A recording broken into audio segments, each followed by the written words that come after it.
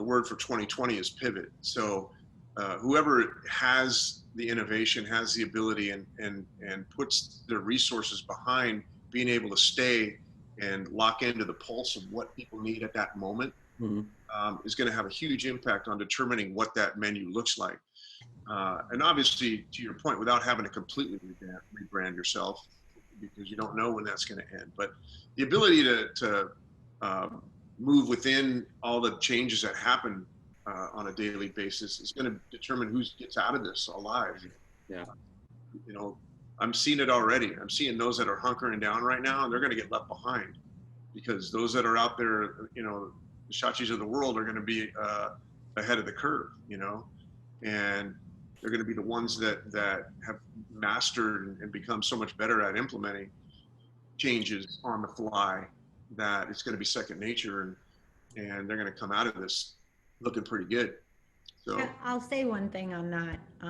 I agree with you. I mean, I think one of the reasons that it's important for me to be out there doing this is for people to see me doing it. Right. Exactly. There's a perception that comes with, oh, you're at this market every day. You're the one that's there. You're the owner. You're here every day. You're doing this thing because your restaurant closed. It changes perception and it sticks with people. And that you're 100% correct. And I've been telling numerous clients and friends that I know, Pete's doing it too. And there's going to be a huge long-term benefit from having that relationship with your customers, when they can, let alone the fact that right now they feel much more comfortable when the ownership is standing out in front of them with their gloves on, you know.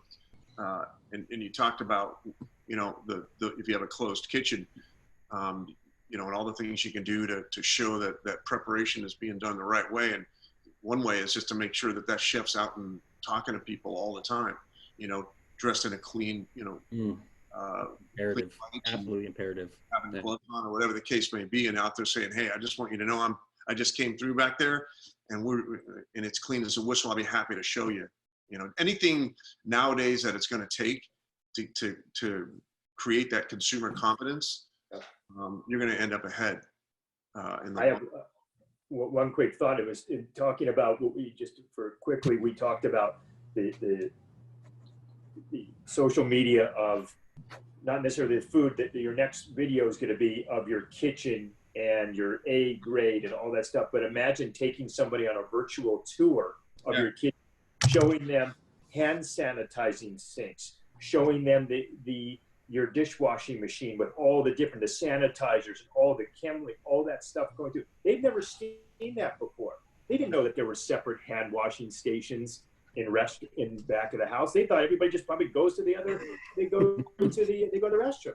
So if they say, by the way, Mr. Customer, take a look at what we've always had in place. And I think if you can re-message that and say, we know you're concerned, talking what Fred was saying, that organic feel between you and that customer, that taking that emotion out of it and taking that fear out of it and saying, oh my God, I didn't really realize how in depth the back of the house of restaurants really were.